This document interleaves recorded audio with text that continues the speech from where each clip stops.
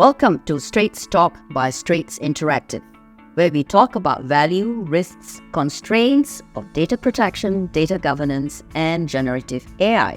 I'm Grace Chung, host of this podcast, and with me today is Alvin To, co-founder of Straits Interactive, and Shane Chiang, CEO and co-founder of Momentum Z.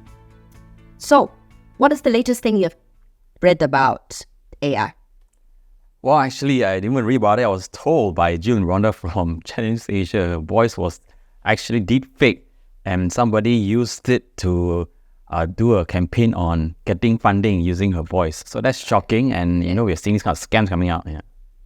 Right. So how do we classify this kind of an attack? Is it an intrusion of privacy, or cybersecurity act? So, Shane, can you dive into it a little bit more? Sure. I think the challenge right now is whereby if you are a public figure, your voice and of course, your image as well, that can be deep fake, it will be out there. Of course, that IP, I would call it, belongs to you or the company that you work for. Right.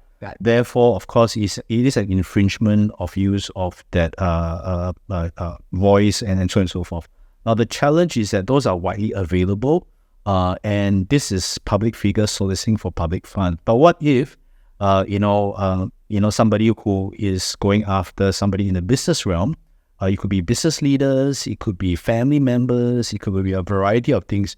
So from the security standpoint, definitely it is an intrusion of either personal privacy or an intrusion of the IP of the organization. Yeah, so I'm sometimes asked by many newsmakers and business leaders, cybersecurity versus data protection. Are they the same? Alvin, you want to take a stab at that? Okay, so usually we address this with two circles. I mean, in the security world, you have something called a CIA, not the agency in America. They focus on confidentiality, integrity, and availability. But in the privacy world where I am, just because you have the secure access to your data doesn't mean you have the right to use it. And that's where the privacy of data protection regulation comes in, right? So that's where people misunderstand that, just because I have cybersecurity, I have privacy. They are not the same. In Singapore term, it's same but different. Yeah.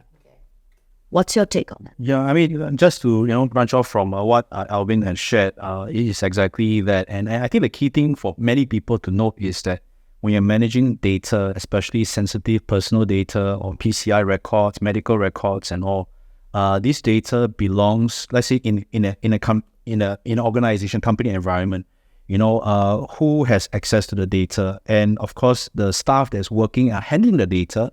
What is their right of using it? How do they manage it? And then you have a third party who, for example, in a hospital case, whereby you have your third party that takes care of extra information of the patient, right? How do they manage the data as well? So all these all come into play, and cybersecurity 100% so does not equate to data security. It's two separate things, and it has to be managed on both sides. So if you are cybersecurity compliant, and then you say you are PDPA compliant, does that mean that you are safe?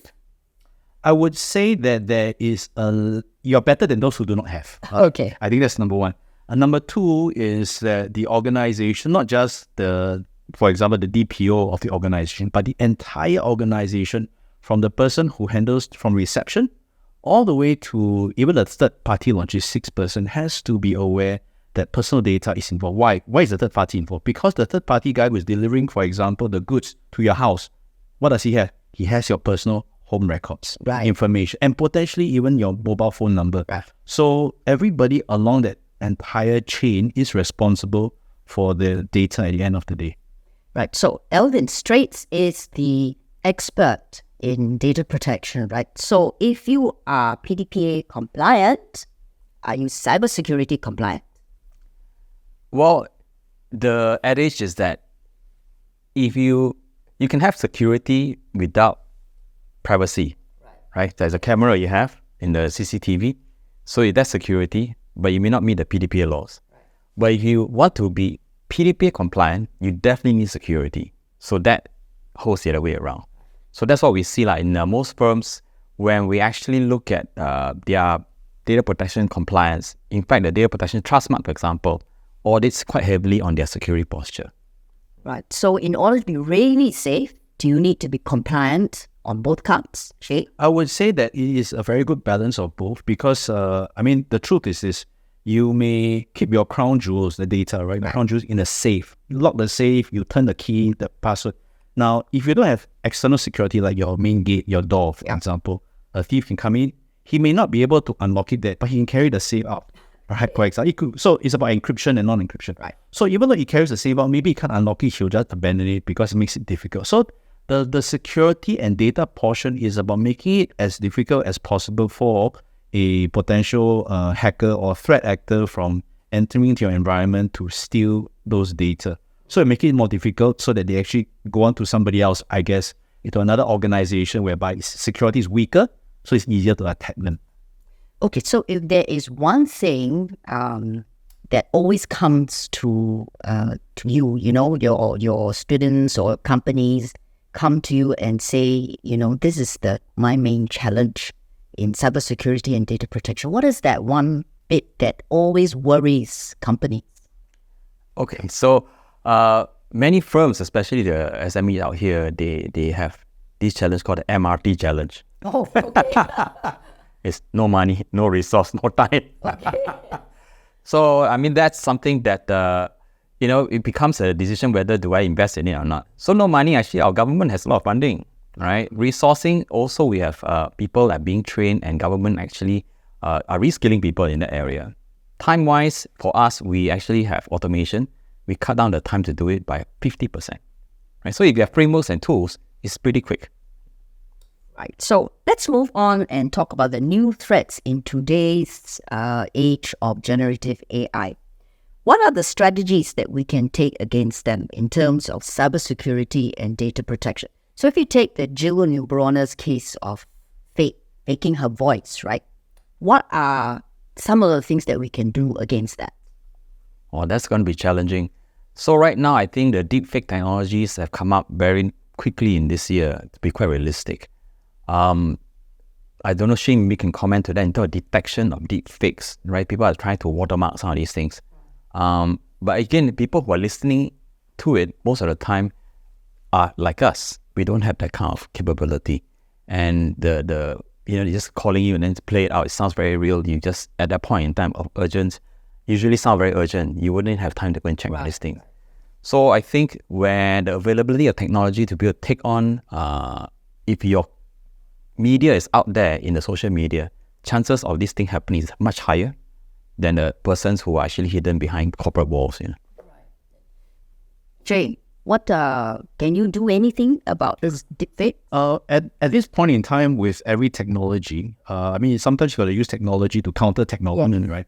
So there are certain technology out there that probably can detect I call it, there's advanced level, there's different levels of deepfakes, So those that are maybe of the lower quality, you're able to detect them. But those who are, for example, voice synthesizing of voice, is about hertz and everything. If you can tune it to the exact one, you actually sound the same. Right. And so that's difficult. That's difficult to do, number one. Number two, AI plays with the tone because even though you may have synthesized the same voice and tone of certain things, if you type it out words, it's reading out, in terms of the way you speak may be different. So when I speak to you, there's punctuation, there's energy, that intensity. Yeah. So that is something whereby technology in the future is called behavioral technology, whereby they look at behavior to see, because usage of a product. For example, not many people know this, but for example, if you pick up your phone, there's a certain way of holding your device and you're hitting your password. You will be able to detect, is it you or somebody else? Even if I pass it to Alvin, giving him the same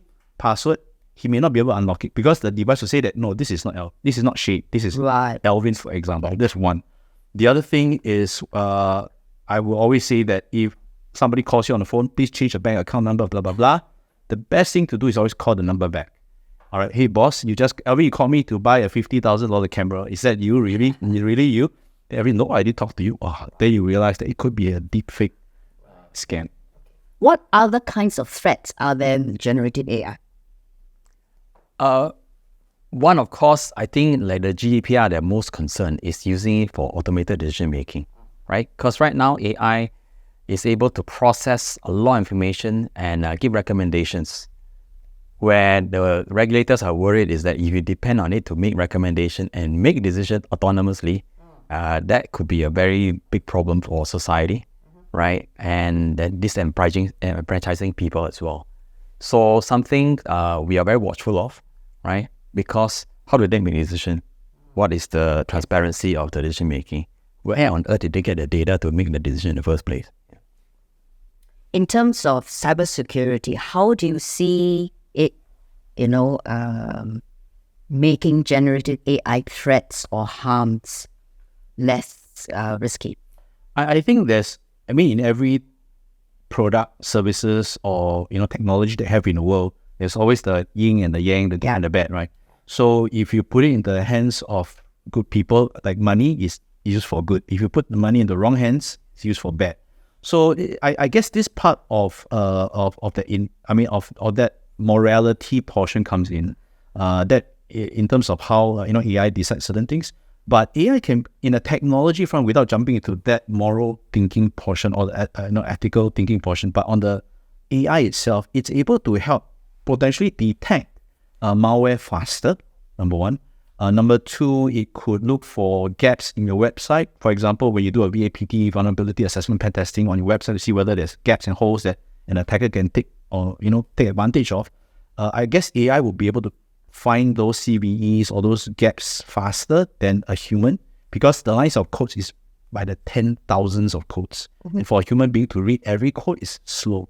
So if a person is doing a security, that will help to enhance and shorten the time to be more productive, to ensure that more websites are secure than what it currently is today. So that's the good part of the use. But at the same time, if that AI is used or in the hands of the wrong or the bad threat actors, for example, then of course he's going to use that. Where are the gaps? How do I get into the organization?